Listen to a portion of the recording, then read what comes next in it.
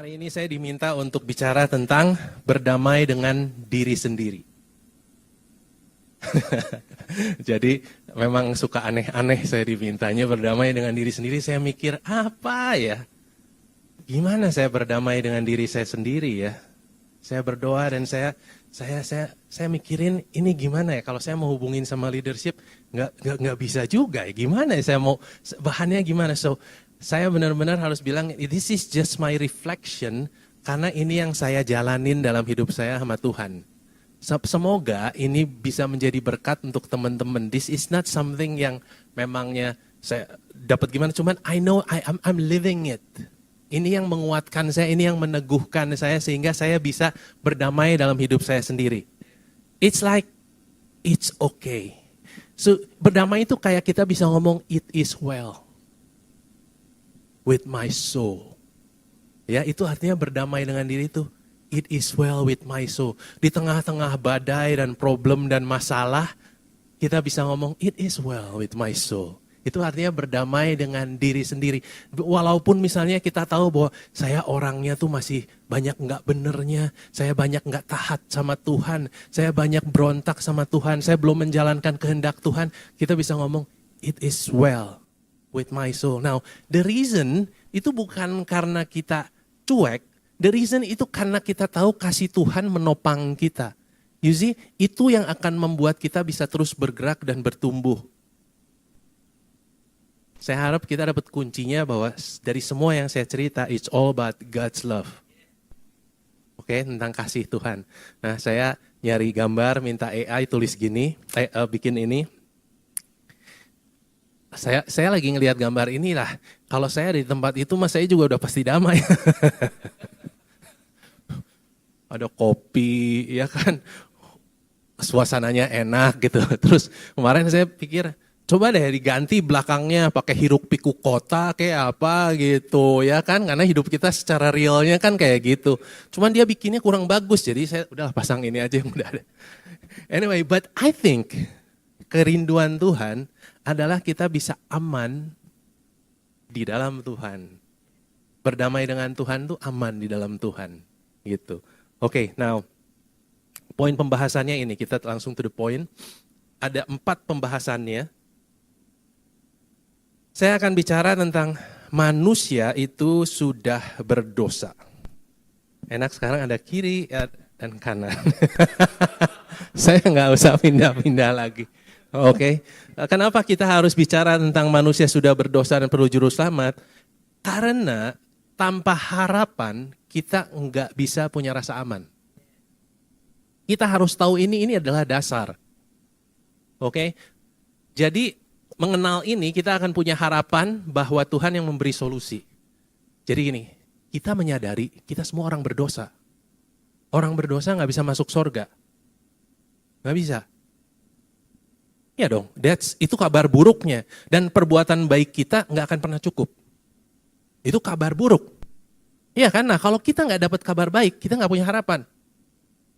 Nah kalau kita udah punya kabar baik bahwa Kristus datang menebus semua dosa sehingga kita bisa diselamatkan. Nah poin nomor 1 nanti akan kejawab.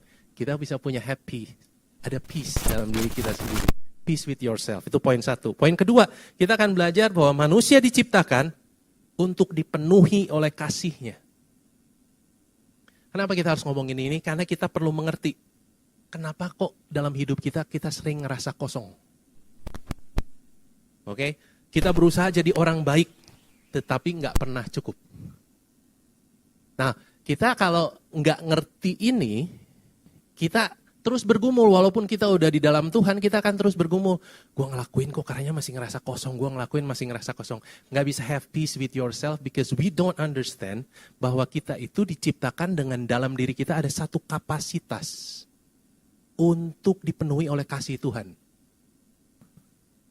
Kapasitas ini, kalau bukan dipenuhi sama kasih Tuhan, itu diisinya sama recehan. Oke, perbuatan baik, tindakan, pujian orang, dan semua kita isi. Dan itu nggak pernah cukup. Itu sementara banget. Jadi kita harus tahu bahwa porsi kapasitas itu hanya bisa diisi sama kasih Tuhan aja. That's why kalau bukan kasih Tuhan kita akan selalu ngerasa kosong. Poin yang ketiga, Manusia diciptakan untuk hubungan. Di sini nanti kita ngerti, kenapa ya kok kita manusia itu suka takut kesepian. Manusia itu kok nggak suka sama perpisahan dan kematian. Karena nanti kita mau belajar bahwa manusia diciptakan untuk hubungan. Manusia nggak bisa hidup sendiri. That's why dalam diri kita ada longing to be with someone, to be loved by someone, to be loving someone else. Makanya kita tuh nggak suka kalau ada yang namanya perpisahan. Termasuk di dalamnya adalah kematian. Nanti kita akan belajar. Dan yang terakhir, manusia dipercayakan sebagai pengurus. Nanti kita mau ngerti, kenapa dalam diri kita tuh ada rasa nggak puas. Orang ngomong, lu bersyukurlah hidup lu udah baik. Iya sih hidup gue baik, tetapi kok gue nggak puas ya. Like there is something else yang harusnya gue lakukan. Karena di dalam diri kita udah ditetapkan Tuhan untuk mengurus sesuatu yang Tuhan percayakan. Dan sebelum itu dijalankan, akan ada yang namanya divine discontent. Ketidakpuasan yang ilahi. Karena memang itu Tuhan udah taruh dalam diri kita, dan waktu kita nggak jalanin, nggak hidupin itu, kita akan selalu ngerasa, it's not this, bukan ini. Bukan ini, dan kita perlu belajar ini. Jadi 4 hal ini yang kita mau belajar, bagaimana berdamai dengan diri sendiri. Nah tentu masih banyak yang saya nggak bahas karena pengetahuan dan pengalaman saya masih sangat terbatas. But that's okay. Saya di sini hanya melakukan sedikit. Roh Kudus yang melakukan hampir 99%-nya. Jadi saya percaya saat firman Tuhan nanti dibacakan dan kita akan baca banyak sekali firman Tuhan, saya percaya Roh Kudus akan bicara. Amin. Let's go. Poin yang pertama. Manusia sudah berdosa dan perlu juru selamat. Artinya apa? Nggak bisa menyelamatkan diri kita sendiri. Oke, ini menjawab kebutuhan bahwa hidup perlu punya harapan, perlu jaminan, perlu sesuatu yang kita dapat dengan bantuan dari Tuhan. Jadi solusinya datang dari Tuhan. Ini nggak datang dari kita sendiri. Oke, solusi keselamatan itu nggak datang dari inisiatif manusia. Tuhan mengasihi manusia itu bukan karena Tuhan ngelihat baik banget ya doanya, benar-benar rajin, disiplin, baca Alkitabnya, wah pelayanannya. Aduh udah deh gue berkorban aja deh buat dia. No. Sewaktu kita masih berdosa, dia sudah mati untuk kita. Because he knows kita nggak bisa menyelamatkan diri kita sendiri. We need to know the fact bahwa benar-benar semuanya itu karena kebaikan Tuhan. Nah, firman Tuhan ngomong ini di Roma 3 ayat 23. Karena semua orang, tidak ada kecuali, semua orang telah berbuat dosa dan telah kehilangan kemuliaan Allah.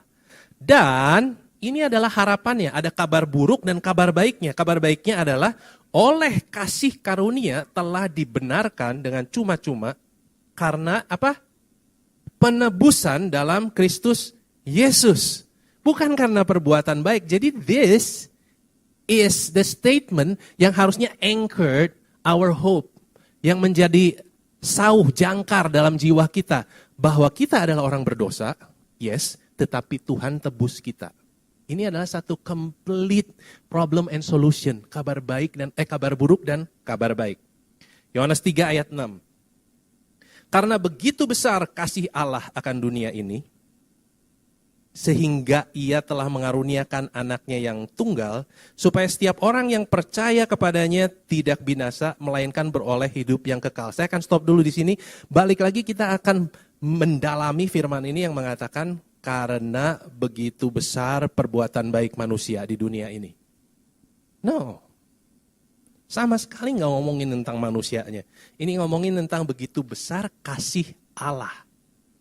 You know, kasih Allah begitu besarnya sehingga nggak akan ada satu kata manusia yang bisa mencerminkan itu. It's impossible. Nggak ada satu kata yang bisa dikatakan waktu kita mau menyembah Tuhan, kita mau ngomong, God, your love is amazing. Amazing doesn't cut it. Nggak ada kata apapun yang bisa ngomongin tentang begitu besar kasih Allah. Nggak ada. That's why kita tuh nggak akan bisa comprehend kasih Tuhan. Kita hanya bisa icip-icip. Sedikit kasih Tuhan aja waktu kita buka hati kita, kita itu udah gubrak. That's so powerful. Kekerasan hati manusia yang membuat kita nggak bisa nerima kasih Tuhan. But anyway, kita akan belajar bahwa begitu besar kasih Tuhan sehingga dia korbankan anaknya sendiri. Supaya kalau kita percaya akan karya Kristus di kayu salib, kita diselamatkan. That's it. Semudah itu untuk kita ya. Untuk Yesus enggak. Untuk Bapa enggak. Nah, sebab Allah mengutus anaknya ke dalam dunia bukan untuk menghakimi dunia, melainkan untuk menyelamatkannya oleh dia. Jadi ingat kalau kita baca di 2 Korintus 5 tentang tahta Kristus, itu bukan lagi penghakiman untuk kita. Penghakiman itu adanya di tahta putih yang ada di Wahyu. Oke, itu di sana dibukakan kitab tentang yang ada tertulis di dalam kitab kehidupan. Oke, itu tahta putih. Itu yang memisahkan orang yang udah terima Yesus, percaya Yesus atau enggak. Tetapi di tahta Kristus itu enggak ngomongin lagi tentang penghakiman. No, itu ngomongin tentang upah. Perbuatan baik apa yang kamu lakuin dan upahnya apa. Ada yang dapat mahkota dan sebagainya. So, we need to expect that. It's something exciting yang it's coming. Apapun yang kita lakuin, Tuhan ingat semuanya. Semua dosa kita ditutupin di dalam Kristus. Kita disebutnya kita tersembunyi di dalam Kristus. Karena kita dalam Kristus, tapi perbuatan baik kita ada upahnya. That is so amazing. That is what you call mercy and grace. Mercy artinya kamu tidak menerima yang seharusnya kamu terima. Kamu diampuni, that's mercy. Kamu harusnya terima penghukuman, kamu gak terima, that's mercy. Grace artinya kamu gak seharusnya menerima yang baik. Tapi kamu terima. So that mercy and grace jadi satu di situ. Jadi nanti ada tahta Kristus. I don't know what God's gonna give us. But for sure itu sesuatu yang gak pernah kita pikirin. Gak sesuatu yang wah buat kita adalah that's amazing. But you know what? Saya selalu mikir gini. Buat apa lagi sih dikasih upah hadiah? Kristus saja udah cukup. Isn't it? Tapi tetap Tuhan mikirin sesuatu yang disebut upah. I don't know. Betapa begitu murah hatinya Tuhan sehingga harus mikirin seperti itu. Udah diselamatin aja, udah syukur. Bisa masuk surga 1 hari aja udah syukur. Ini Tuhan masih mikirin ada upah.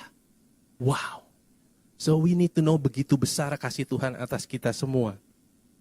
Terus kita baca. 2 Korintus 5 ayat 21. Dia yang tidak mengenal dosa telah dibuatnya menjadi dosa. Karena kita. Supaya dalam dia kita dibenarkan oleh Allah. Dalam dia. Jadi di dalam Kristus kita dibenarkan. Kita harus bersyukur kalau saya ada di sini saat ini bukan karena Buhe. Tetapi Buhe ada dalam Kristus. Dan saya bisa bicara hari ini bukan karena Buhenya. Tetapi Buhe ada dalam Kristus. Dibenarkan, dikuduskan, disucikan, ditebus dan dikasihi secara sempurna. Kenapa saya pengen kita semua kenal?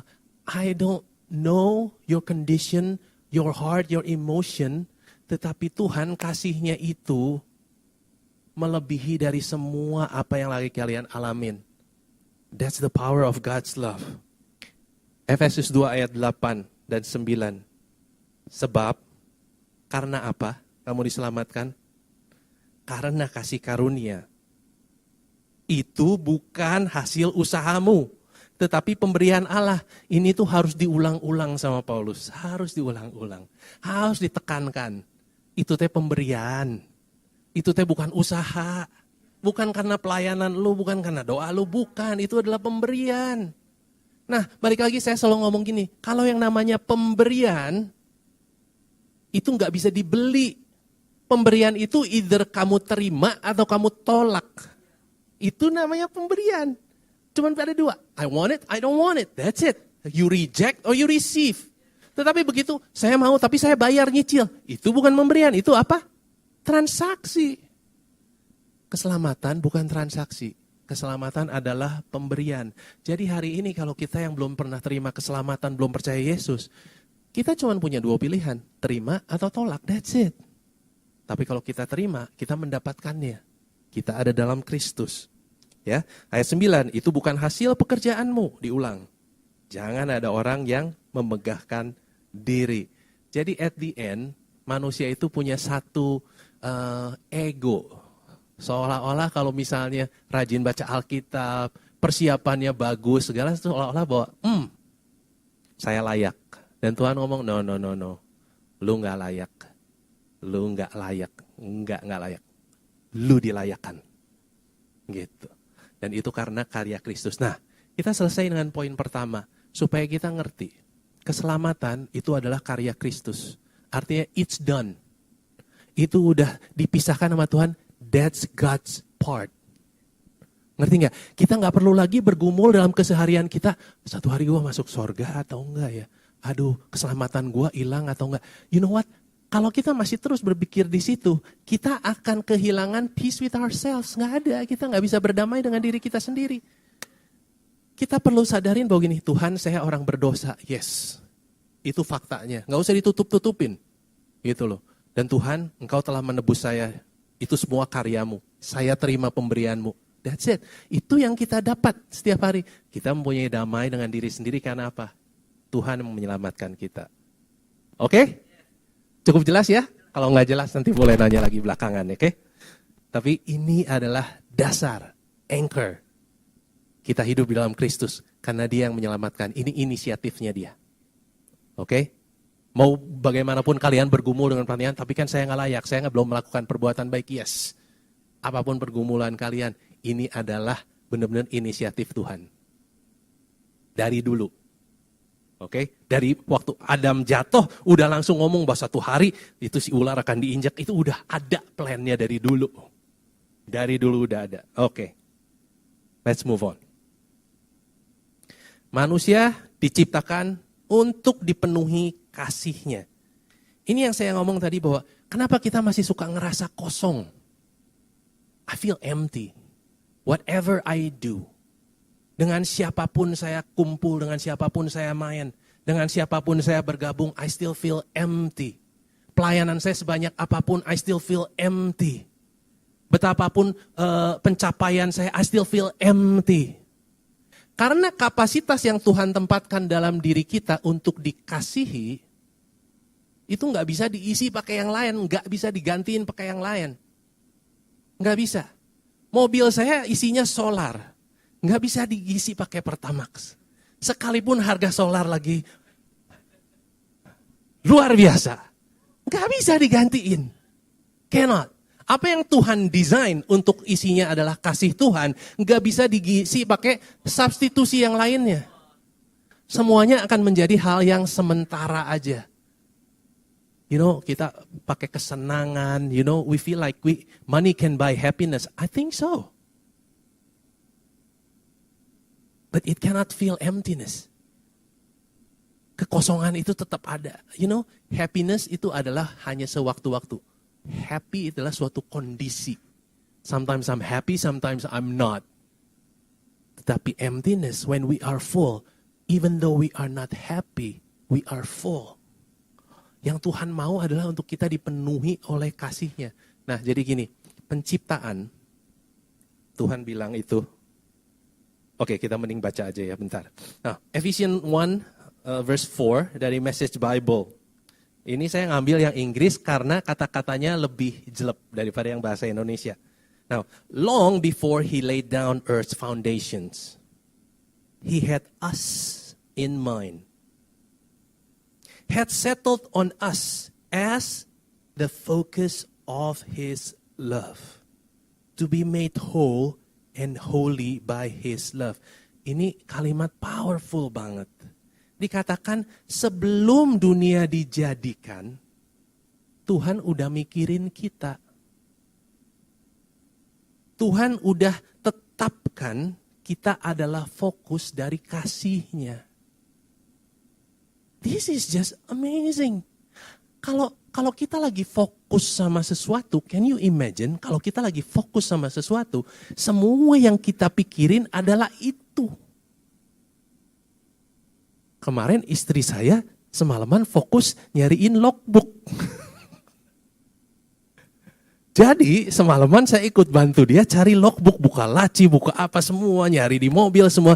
That is the focus. Everything circles around our focus. Segala sesuatu yang kita lakuin Itu ujung-ujungnya pada apa yang kita fokuskan. Ya kan? Di sini firman Tuhan ngomong, kita dijadiin fokus dari kasihnya. Can you imagine that? Kita seringkali bangun tidur nggak even mikir ini. Kita mikirnya jauh dari ini, kita pikir I'm not worthy. Iya memang lu gak worthy. Udah, don't just say one thing without say another thing. Kita harus ngomong, saya memang gak layak. Yes, that's true. But you are so loved. Kamu benar-benar fully loved. Benar-benar dikasihi secara sempurna. Gak layak, tapi dikasihi. That's why grace is so amazing. We don't understand it. Kita gak akan pernah ngerti kasih Tuhan. Malaikat-malaikat aja nggak akan ngerti. Why? Ini orang kayak begini dibela-belain harus mati. Malaikat nggak ngerti. But God has decided to love us. So the best thing we can do is open up. Buka. Open your heart. Open. And said, God love me. Because I need you. Fill me with your love. Itu yang kita bisa jadikan doa setiap hari. Fill me. I need you. Fill me. Sampai itu berluap, meluap-luap. You know, the wonderful thing adalah, tadi dalam penciptaan yang saya bilang, Allah adalah Tritunggal. Allah hidup dalam satu komunitas yang saling mengasihi secara sempurna. Mereka terus kasihnya secara sempurna. Satu hari Allah bilang, yuk kita jadiin manusia sesuai dengan gambaran kita. Artinya sama juga kita akan menerima kasih Tuhan. Itu yang udah dijanjiin sama Tuhan. Artinya apa? Manusia diciptakan untuk bisa mendapatkan kasih Tuhan. Jadi Tuhan bukan cuman mau tigaan aja, tetapi dia mau sharing kasihnya kepada manusia juga. Manusia diciptakan untuk itu. Nah terus kalau manusia cuma nerima doang, dan terus udah gitu dia memancarkan kembali kepada Tuhan. Tuhan bilang, gak baik tapi seorang diri aja. Yuk kita ciptain yang lain. Ciptain manusia lain artinya apa? Waktu kita menerima kasih Tuhan, kita bisa sebarkan kepada orang lain. That is so amazing. Amazingnya adalah gini, saya menerima kasih Tuhan. Saya sebarin ke Yosia. Yosia terima kasih Tuhan, dia sebarin ke saya. Itu jadi satu perputaran, itu yang Tuhan mau sebenarnya. When we receive His love, kita sebarin ke orang lain lewat perkataan dan tingkah laku. Itu yang terjadi. Cara kita mengampuni dan semuanya, itu yang terjadi. Itu adalah desainnya Tuhan, oke? Itu yang kita perlu mengerti. Ada kapasitas, dari kapasitas itu kita bagikan kembali. Nah kalau kita udah ngerti ini, kita harus ngerti bahwa wow, berarti setiap hari, saya harus selalu minta diisi sama Tuhan. Ya bukan cuma setiap hari, setiap momen. Setiap momen kasih Tuhan. Jadi kita tuh gak kayak mobil listrik yang sekali-kali di-charge terus kosong. No, kemanapun kita pergi, God is with us. God is in us. Kita harus let Him fill us. Gitu. Nah kita seringkali fokus sama hal-hal lain sehingga kasih Tuhan gak bisa menguasai kita. Oke? Now, Rick Warren bilang gini. Your number one purpose in life is to let God love you.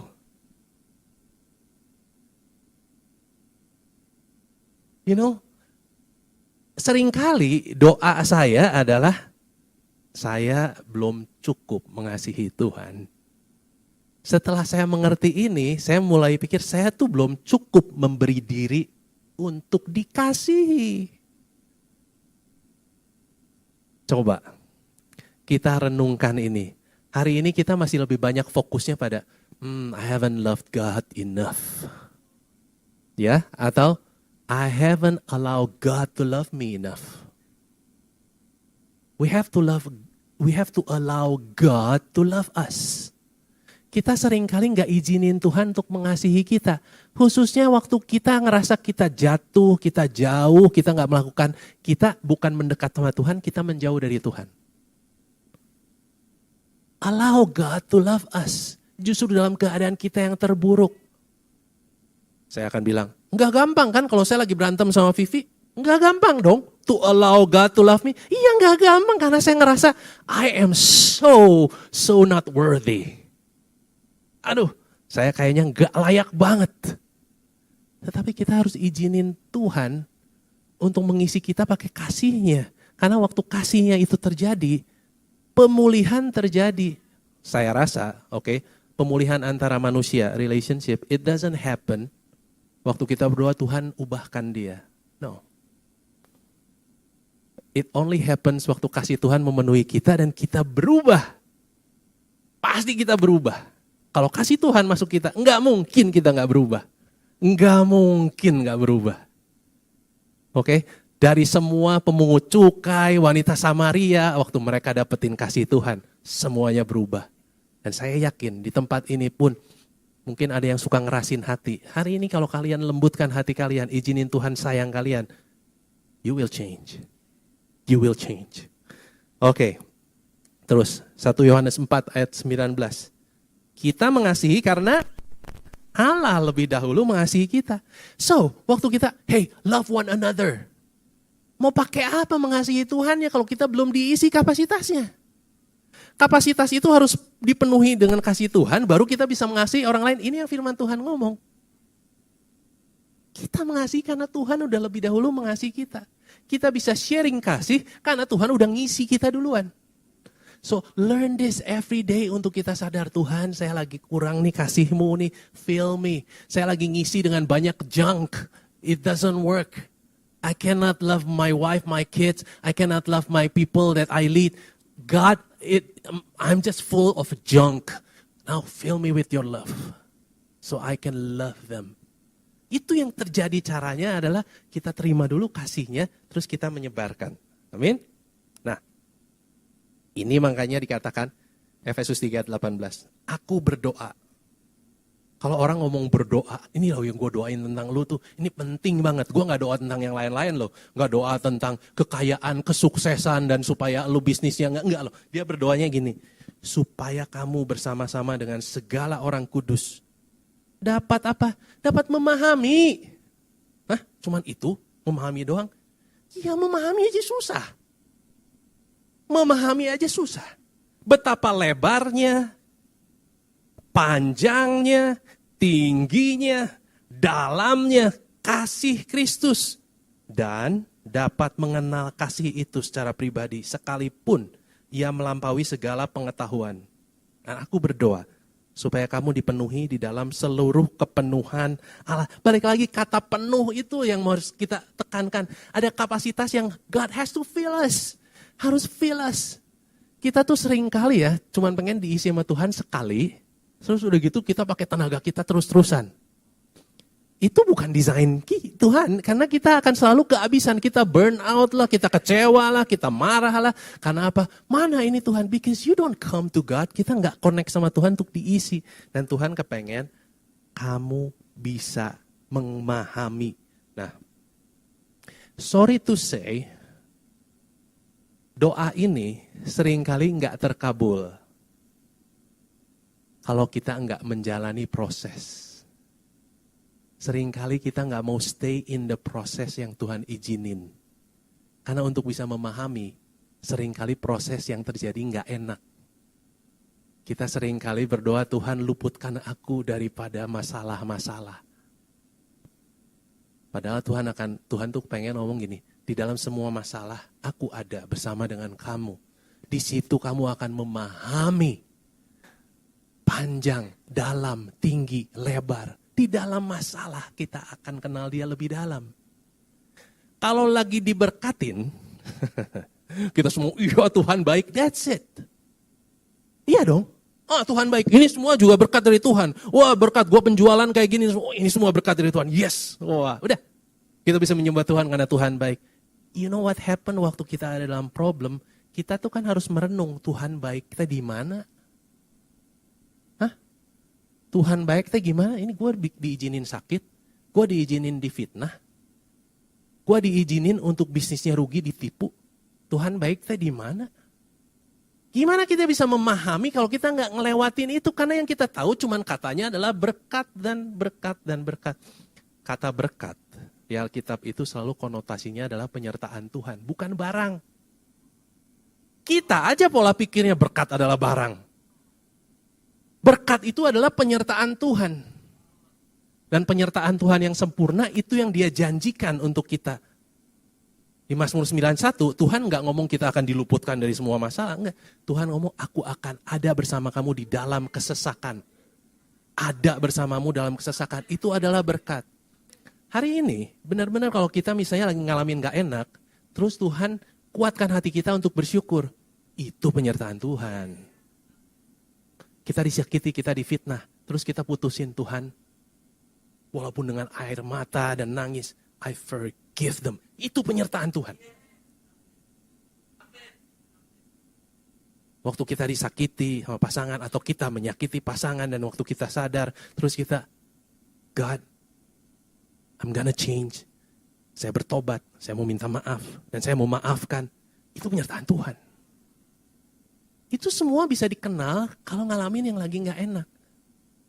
Jadi kalau hari ini kita lagi ngalamin yang gak enak, you know, kita lagi belajar mengenal dan memahami kasih Kristus.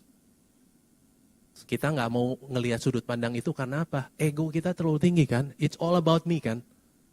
Ya kalau gue lagi happy, Tuhan baik. Gue lagi diberkati punya barang, Tuhan baik. Gue lagi nggak punya, Tuhan nggak baik. You see, fokus kita kan pada diri kita sendiri selalu. Tapi kalau kita fokusnya sama Tuhan, kita akan lihat, oh Tuhan, rupanya ini ya. Wah kemarin saya bodoh banget ya. Tuhan jawab, iya memang. Tapi sekarang kamu udah lebih ngerti kan? Lebih bijaksana. Iya Tuhan. Karena kita ngalamin. Jadi kita perlu banget mendapatkan jawaban doa. Gini, doanya Paulus itu bisa terjawab dalam diri kita. Waktu kita mau jalanin proses sama Tuhan. Karena dia menyertai kita. Oke? Oke. Padahal bahan saya sama sekali tidak banyak. Tidak banyak, sama sekali tidak banyak. Saya benar-benar cuma punya 8 slide-nya. Saya mau kasih lihat ilustrasi ini. This is what happened in the world. Oke? Kemungkinan kita dibesarkan pakai cara ini. Artinya gini, kita dikasih tahu, kalau kamu melakukan yang baik, oke? Kalau kamu melakukan yang baik, if you're doing good, oke, bantu orang, apa segala macam, melakukan apa untuk alam dan apa, kerja keras dan apa, kamu adalah orang baik. Kamu adalah sosok baik. Betul nggak kita diajarin gitu? Yes. Yes. Pengertiannya adalah kalau kamu good, kamu disayang. Kalau kamu bad, kamu nggak disayang. Sayang sekali pengertiannya sangat terbatas di situ. Karena pengertian kita begitu dan sangat transaksional, problemnya muncul waktu kita nggak doing good. Kita ada being bad. Nah, namanya manusia kan nggak setiap kali bisa terus melakukan yang baik dong. Misalnya kita belajar di sekolah saking wah kita belajar terus begitu dapat nilai 90. Satu hari mungkin karena kita sakit apa segala kita nilainya 75. Kan nggak selalu kita bisa doing good. That's the problem. Oke, sama kemanusiaan itu. Ini disembunyikan. You see, waktu saya nggak melakukan yang baik, diri saya yang di sebelah situ saya tutupin, saya sembunyiin. That's what happened. Karena saya cuma mau ngasih lihat ininya. Nah, kapasitas untuk being good, itu waktu kita jatuh dalam dosa, yang tadinya harusnya dikasihi, kita jadi mengusahakan untuk menjadi orang baik. Supaya apa? Kenapa kita pengen jadi orang baik? Supaya bisa disayang orang, supaya bisa diterima orang, supaya bisa diakuin orang, which is itu kapasitasnya Tuhan harusnya. Kapasitas yang harusnya diisi sama Tuhan, kita cari ke yang lain. Gimana supaya gue diterima sama teman-teman? Gimana supaya gue punya prestasi? Supaya gue diakuin? Supaya gue punya kekayaan? Supaya orang punya memuji gue? Tujuannya apa kita punya itu semua? Supaya disayang. Keinginan kita untuk disayang itu memang dibikin secara khusus sama Tuhan. Tapi bukan untuk diisi sama yang lain-lain. Harusnya diisi sama Tuhan. Nah, jadi waktu kita melakukan ini, hal ini adalah hal yang paling buruk karena apa? Semakin kita gagal, semakin kita bersembunyi. Semakin kita ngerasa gak layak dan ujung-ujungnya apa? Semakin saya ngerasa gak layak untuk dikasihi. Nah, ini terjadi di Alkitab. Ini yang namanya wanita Samaria. Ya kan? Yang udah menikah berapa? 4 atau 5 kali? 5 kali ya? Dan yang sekarang hidup bukan nama dia. Dia tuh udah totally bersembunyi karena dia tahu dia bukan orang benar. Dia udah bersembunyi. Karena dia bukan good person. Sama halnya sama orang yang rich young ruler. Markus 10. Orang yang kaya, muda, penguasa, melakukan semua hukum Taurat. Dan dia bilang sama Yesus, Tuhan, apa yang aku harus lakukan? Karena dia ngerasa kurang. Dia masih tetap nanya, what else should I do? Dan dia bilang, jual semua hartamu, Yesus bilang. Bagikan ke semua orang. Terus kamu ikut aku. Terus firman Tuhan ngomong, sedihlah orang itu karena hartanya banyak. You know, waktu kapasitas Tuhan diisi sama junk, Tuhan bilang buang dulu. Tuhan bukan mau kita hidup dalam kemiskinan. Bukan itu tujuannya. Jangan takut gue, kalau gue kaya nanti disuruh bagi-bagi ke orang miskin. Enggak, Tuhan pengen kita kaya, yakinlah. Tetapi Tuhan gak mau ada yang menggantikan kapasitas dia dengan sesuatu yang lain. Which is kekayaan dia banyak. Kebanggaan dia itu datangnya dari sini. I am a good person. I am well known. I am popular. I have a lot. Dan Tuhan bilang, lu harus buang itu, lu ikut aku, then you will know my love. Nah, tanpa itu kita gak bisa ngerti. That's why kadang-kadang Tuhan kadang-kadang harus izinkan kita kehilangan supaya kita bisa diisi. Kadang kita harus dipaksa buka genggaman tangannya supaya kita bisa diambil apa yang gak benar, supaya Tuhan bisa taruh sesuatu yang benar di tangan kita. That's what happens a lot of times. God's doing it because dia mengasihi kita sedemikian. So we need to learn bahwa sekalipun ada yang udah dibanggain, sekalipun ada yang disembunyiin, tetap ngerasa enggak cukup. Oke? Jadi ingat, kapasitas itu hanya bisa diisi. Nah, manusia jatuh dalam dosa, mereka berusaha menjadi sosok yang baik dengan harapan supaya bisa dikasihi. Jadi ingat ini, kalau kita lagi bergumul, aduh gue dianggap orang gak ya? Gue kalau ketemu, gue datang kemana, gue dilihat orang gak ya? Itu harusnya diisi sama Tuhan. Ya, Tuhan selalu melihat kita sebagai object of His love. Kalau kita misalnya datang ke undangan atau apa, gue dikenal orang gak ya? Orang ada yang nyelamin gue gak? Nah itu harusnya diisi sama Tuhan. Oh kalau gue di bisnis, gue sukses atau enggak, itu harusnya diisi dulu sama Tuhan. Yang lain-lain itu efek samping waktu kita dipenuhi oleh kasih Tuhan. Itu efek sampingnya. Oke, nah kita perlu belajar ini karena kapasitas ini balik lagi. Kalau kita belum mengenalin ini, kita gak bisa berdamai dengan diri kita sendiri, kita selalu ngerasa kurang. Lanjut. Nah, ini adalah solusi dari Tuhan. Oke? Being good or being bad, dua-duanya dikasihi. Being loved, ini solusi dari Tuhan. Oke? Artinya gini, karena kita dikasihi, maka kita melakukan kebaikan. Kalau tadi kan terbalik, kita melakukan kebaikan supaya dikasihi. Di dalam Tuhan, atas karya Tuhan, kita udah dikasihi dulu. Makanya kita melakukan yang baik.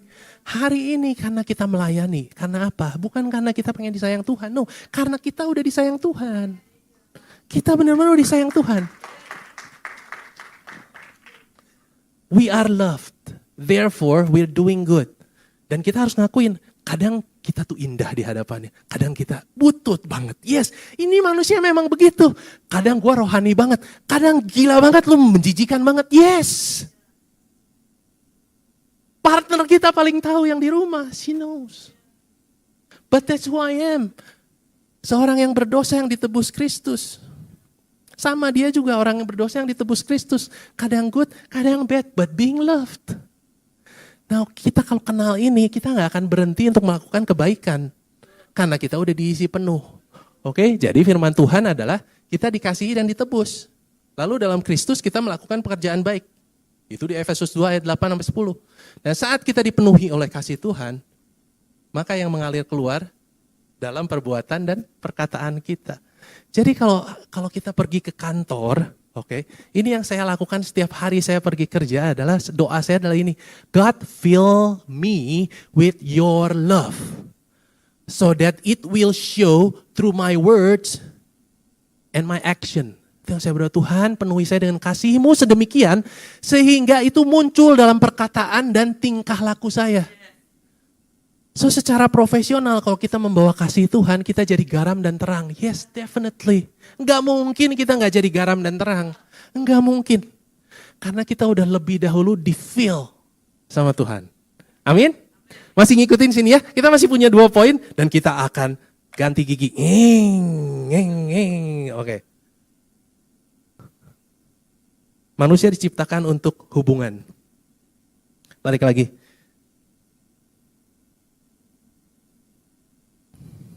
Hubungan. Relationship. Itu Tuhan lihat sebagai sesuatu kebutuhan. Jadi gini loh. Kalau kita mau ngakuin ya, seringkali titik tertinggi dalam hidup kita apa? Hubungan. Titik tertinggi kita adalah kadang-kadang memori dalam keluarga, apa semua ya. Tapi jangan salah, kadang-kadang titik terendah kita juga hubungan. Why? Bukankah hubungan harusnya bagus? Yes, hubungan harusnya bagus. Dosa yang bikin. Waktu dosa masuk menggerogot kita, penyembahan kita, fokus kita udah bukan lagi sama Tuhan. Pada diri kita sendiri. It's all about me. Waktu it's all about me, serving me, everyone else jadi alat untuk kita. That's why hubungan itu hancur-hancuran karena apa? Fokusnya pada diri kita sendiri. Tapi kalau fokus kita pada Tuhan, Tuhan penuhi kita dengan kasih-Nya, hubungan kita dengan Tuhan baik, kita akan mulai menyalurkan kasih Tuhan. Dan hubungannya akan baik. Itu yang sebenarnya desain awal tuh harusnya gitu. Setiap orang connect sama Tuhan, dipulihkan sama Tuhan. Dan semua orang menjadi satu, saling memberkati. Pernikahan kan bukan 2 orang hancur maksudnya, tapi 2 orang yang benar-benar, bukan 2 orang yang sempurna juga, tapi orang-orang yang benar-benar fokus sama Tuhan, dan mereka sama-sama saling melayani di dalam kasih Kristus kan. Itu terus-menerus terjadi kan. Gitu. Nah, gak ada yang sempurna. Tetapi kalau satu dengan yang lain, which is dalam pengalaman saya benar-benar fokusnya pada diri kita sendiri, susah untuk kita bisa menjalani itu semua. Nah, anyway, hubungan, saya ngerasa waktu saya sangat tapi oke, we gonna try, oke. Cuman saya perlu pelan-pelan sedikit di sini. Hubungan adalah sesuatu yang sangat berharga karena itu adalah bagian dari penciptaan. Kita nggak bisa lari dari hubungan. Oke, di luar dari hubungan, kita nggak ada pertumbuhan. Karena kita nggak didesain untuk keluar dari hubungan. Saya nggak ngomong hubungan tentang suami istri, anak, hubungan dengan teman dan semua komunitas. Itu yang saya lagi ngomong. Kita tuh perlu. Oke, nah jadi, hubungan itu sesuatu yang paling kita nggak suka kalau harus ada perpisahan. Ada yang terputus artinya hubungan itu. Sama halnya begitu hubungan manusia dengan Allah terputus, Tuhan cari segala cara untuk memulihkan hubungan kembali. Begitu indah dan pentingnya hubungan. Nah, waktu saya mau pergi ke Amerika, waktu SMA, begitu lulus, saya beres-beres koper. Ya kan? Terus mama saya ikut bantuin beres-beres koper. Nangis dong. Nangis dong, karena apa? My mom, gue bakalan pergi jauh gitu kan. Zaman dulu kan gak ada WA dan apa segala begitu. Itu paling bisa kirim surat, which is lama banget nyampenya. Sekarang kalau zaman sekarang anak ditelepon belum tentu ngangkat. Anyway, but this is the wonderful thing about connection adalah kita menyadari tentang betapa berharganya orang lain dalam hidup kita. Itu adalah harta yang sering kali kita abaikan. Hubungan adalah harta. Nah anyway, terus udah gitu kita, terus sekarang bagian saya misalnya nganterin anak saya. Ya kan, nganterin anak saya ke Amerika, dia sekolah, terus nganterin anak saya waktu itu ke Australia. Di situ sih gak nangis. Nangisnya waktu saya duduk di rumah, terus itu saya ngelihat meja sebelah saya selalu ada isinya anak saya sebelumnya. Gitu saya ngelihat, ya gak ada anak saya. Nangis dong. I don't know why. I don't try to be. I don't want it. Saya ngerasa kenapa sih harus cengeng gitu. But it's built in here. Kita gak suka perpisahan. We don't like yang namanya perpisahan, keterputusan. We don't like. Dan salah satu yang menyebabkan hidup orang depres dan stres adalah kalau ada perceraian dan keputus hubungan. Itu tuh sangat berat. Masalah relationship is very hard. Tetapi balik lagi, Tuhan udah mau kita dipulihkan dulu sebelum orang lain dipulihkan. Jadi PR-nya kita dalam hubungan, jangan mikirin tentang orang lain. Kalau kita ngomongin hubungan, pikirin tentang kita sama Tuhannya. That's it. Close the box. Jangan mikirin bahwa itunya salahnya gitu. Dan dia, yes. Itu urusan Tuhan. Urusan kamu adalah kamu sama Tuhan dulu. Saya sama Tuhan dulu, beresin dulu. Kalau hati saya udah dipenuhi kasihnya dan hubungan saya sama Tuhan udah bener, pasti saya akan cari jalan untuk ngebenerin hubungan. Tapi kalau ini koneksinya belum bener, saya akan cari cara untuk nggak ngebenerin hubungan. Karena saya akan selalu ngelihat kesalahan orangnya. Jadi balik lagi, hubungan itu begitu pentingnya. Dan saya belajar ini. Saya baru ngerti ini belakangan ini, artinya gini. Waktu Lazarus mau dibangkitkan, ayat Alkitab tuh ngomong tentang Yesus 2 kali itu sedih, terus dia sebutnya masigul. Pernah baca? Saya nggak pernah tahu artinya apa. Pokoknya mah masigul Yesus masigul, ya bener kan? Masigul ya. Artinya apa sih? Iya, itu. Tetapi bahasa aslinya, bahasa Gerikanya artinya tuh marah, geram, agitated. Bukan terhadap Lazarus, bukan terhadap orang-orang, terhadap kematian, terhadap maut. He is angry with death. Karena dalam rencana penciptaan, death is not in the picture. Maut atau kematian itu bukan bagian daripada penciptaan. Manusia diciptakan untuk kekekalan. Waktu jatuh dalam dosa, Tuhan bilang kamu makan buah itu kamu akan mati. Jadi mati, mulai masuk saat itu. Kita semua harus menghadapi kematian satu kali. Kalau kita nggak bisa berdamai dengan ini, kita nggak tahu one day Tuhan udah siapin rumah buat kita. Kita diciptakan untuk kekekalan. We're gonna go back there with God. Tapi death, firman Tuhan katakan, the last enemy that has to be defeated, death. Musuh terakhir yang harus dikalahkan adalah maut. Makanya setelah Yesus bangkit ya, where is your sting? Death, where's your sting? You cannot do it anymore. You cannot hold on. Because life arrives. Kehidupan udah muncul sekarang. Makanya kita tuh, Yesus tuh sedih waktu ada sakit penyakit, death. Tuhan tuh sedih karena itu gak diciptain. Itu muncul karena kejatuhan dalam dosa dan Tuhan pengen pulihkan itu semua. Now we have to understand waktu hubungan kita dipulihkan sama Tuhan, kita gak usah ngomongin satu hari kita pulang ke surga, yes itunya iya. Tapi lebih indah hubungan kita udah dipulihkan dulu. Hubungan kita udah pulih dulu sama Tuhan. Kita udah connected. Udah gak ada lagi tuh yang menghalangi kita sama Tuhan, gak ada. Kita connected waktu kita terima Yesus, percaya karya Kristus. Yuk kita baca. Di sini, maka Allah menciptakan manusia menurut gambarnya. Menurut gambar Allah diciptakannya dia laki-laki dan perempuan. Gambarannya adalah tentang hubungan. Tujuannya adalah relationship sama Tuhan. Oke? Dan Tuhan berfirman, enggak baik kalau manusia itu seorang diri saja. Aku akan menciptakan penolong baginya yang sepadan dengan dia. Ini enggak ngomongin tentang pernikahan, no. Ini ngomongin tentang bagaimana kita perlu hidup satu dengan yang lain. Karena Allah sendiri adalah 3 in 1, masa manusia cuma sendirian? That's the point. Harus ada orang lain juga yang sharing. Gitu. Nah ini kita masuk, jawab Yesus kepadanya. Ini hukum terutama apa? Kasihilah Tuhan Allahmu dengan segenap hatimu, segenap jiwamu, segenap akal budimu. Itulah hukum yang terutama dan yang pertama. Dan yang kedua, sama dengan itu. Kasihilah sesamamu manusia seperti dirimu sendiri. Jadi Tuhan udah ngomong, the whole point daripada hukum is relational. Tentang kasih mengasihi. Bukan berbuat baik atau enggak berbuat baik, bukan.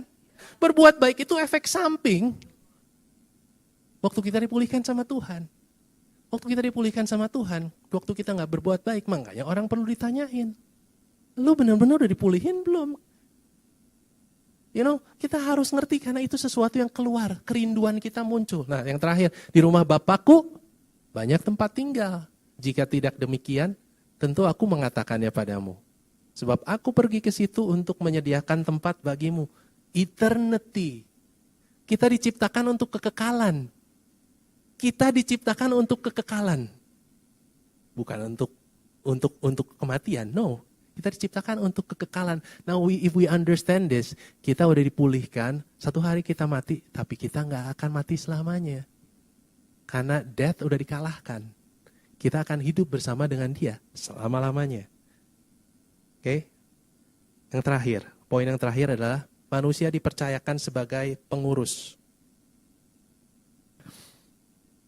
Artinya gimana sih? Kita ditetapkan Tuhan supaya berguna, supaya berbuah. Kalau dalam hidup kita, saya nggak salah untuk kita ngomong, oh saya udah punya banyak duit, oh ya saya udah punya banyak kekayaan, segala bersyukur, yes. Tetapi kalau dalam keadaan seperti itu masih ngerasa kayak, kayaknya nggak gini doang deh hidup, nggak cuman memiliki deh, kayaknya gue harus berguna. Itu karena udah ditetapkan dalam hidup kita, dalam diri kita. Kita tuh harus berguna, kita harus berbuah karena kita adalah pengurus yang dipercayakan. So it's important bahwa kita tuh mengembangkan diri kita bertumbuh, kita belajar, kita ikut melayani, kita kontribusi. Karena apa? Kalau enggak bagian ini, kita enggak akan berdamai dengan diri kita. Nah kalau misalnya kita diajakin, ayo yuk mulai melayani segala macam. Bukan karena gereja butuh. Ya gereja butuh memang, tapi kapanpun juga selalu ada kebutuhan. Sebenarnya yang lebih butuh tuh kita. Saya akan bilang, pertama kali saya belajar ngajar, kalau bukan di gereja di mana? Pertama kali saya belajar mimpin, kalau bukan di gereja di mana? Saya bersyukur ada kesempatan untuk melayani. And when we give our best, kita bertumbuh. Kita menjadi pengurus yang setia. Talenta yang dipercayakan, kita buahkan. Oke, jadi kita perlu mengerti ini. Waktu kita nggak bisa berdamai dengan diri kita karena kita ngerasa kayak something is wrong, something is not enough. Hidup gua kayaknya nggak cuman gini-gini doang. Gua nggak puas. Karena kita perlu melakukan apa yang Tuhan percayakan. Itu poinnya. Jadi saya harus selalu menggali, Tuhan lagi percayain saya apa nih musim ini? Apa yang saya harus gali? Nah, jangan sampai kita juga berhenti di zona nyaman. Kadang-kadang kita udah melakukan satu gitu ya, udah melakukan terus dan kita di zona nyaman dan Tuhan lagi mau percayain sesuatu. Di situ pun kita akan ngerasa sesuatu, kayaknya nggak gini doang deh. You know, itu adalah tanda-tandanya. Ketidakpuasan rohani itu yang sebenarnya Tuhan lagi kasih tanda bahwa memang gua percayain ke lu sesuatu yang lain. You have to move on now gitu. Ya, yuk kita baca. Tuhan Allah mengambil manusia itu dan menempatkannya dalam Taman Eden untuk apa? Mengusahakan dan memelihara taman itu. Tuhan tuh baik banget ya. Menciptakan kita, dikasih tujuan. Alternatifnya apa? Menciptakan kita, gak ada tujuan. Jadi kita semua pada bengong hari ini, diam. Ngapain lu? Gak tahu. Lu ngapain? Gak tahu. Besok ngapain? Gak tahu. Tadi malam ngapain? Gak tahu juga. Terus 2 tahun lagi lu gak tahu. Kalau kita diciptakan tanpa tujuan, do you know how dangerous it is? Kita tuh perlu menemukan tujuan kita. Sekecil apapun tujuan kita, Tuhan akan pakai kita menjadi berkat dan berbuah. Jadi jangan mengecilkan apa yang Tuhan percayakan. 1 Petrus 4 ayat 10, layanilah seorang akan yang lain sesuai dengan karunia yang telah diperoleh tiap-tiap orang sebagai pengurus yang baik dari kasih karunia Allah. Jadi pakai apa yang dipercayakan untuk melayani orang lain. Tentu perubahan tentang talenta, dulu kita pernah berbagi di sini kan tentang setia adalah berbuah, itu ngomongin tentang itu. Dan Efesus 2 ayat 10, karena kita adalah buatan Allah, diciptakan dalam Kristus Yesus untuk melakukan pekerjaan baik yang dipersiapkan Allah sebelumnya. Ia mau supaya kita hidup di dalamnya. Nah, saya udah selesai. Pendek kan?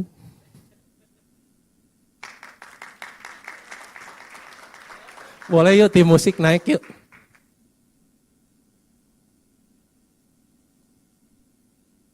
Kita diciptakan untuk menerima kasih-Nya. Kita diciptakan untuk hubungan. Kita diciptakan untuk menjadi seorang pengurus. Teman-teman, mau berdamai dengan diri kita sendiri, mulai perhatikan hal-hal itu dalam diri kita. Kita tahu bahwa kita diselamatkan karena pemberian. Itu bukan usaha kita. Now we have to start there. Tapi supaya kita bisa berdamai dengan diri kita, supaya kita bisa ngomong it is well, kita harus ngerti awal penciptaan itu apa. Karena Tuhan menciptakan kita dari awal untuk kita dipenuhi kasih-Nya. Ayo beri diri kita dipenuhi kasih-Nya. Ego kita yang akan menahan. Enggak lah, gua mah memang begini aja cukup. Gua mah gini, gua mah gitu. Itu ego kita yang ngomong. But jangan fokus pada pengertian diri kita sendiri hari ini. Fokus sama keinginan Tuhan. Tuhan pengen memenuhi kita sama kasih-Nya. It will change us from the inside out. Itu yang disebut mata air yang gak akan pernah berhenti. Kasih-Nya terus ngalir. Oke? Terus udah gitu Tuhan pengen kita ada dalam hubungan. Hubungan sama Tuhan, kasihilah Tuhan Allahmu, hubungan dengan sesama. Kita harus ngerti, jangan menghindari hubungan. Belajar dari hubungan. Oke? Belajar jangan jadi si sulit. Seperti minggu lalu. Oke? Tapi jadi berkat. Dan kita diciptakan untuk jadi pengurus. Tuhan udah percayakan pada diri kita. Sesuai dengan kehendak-Nya. Kita kerjakan itu semua. Amin.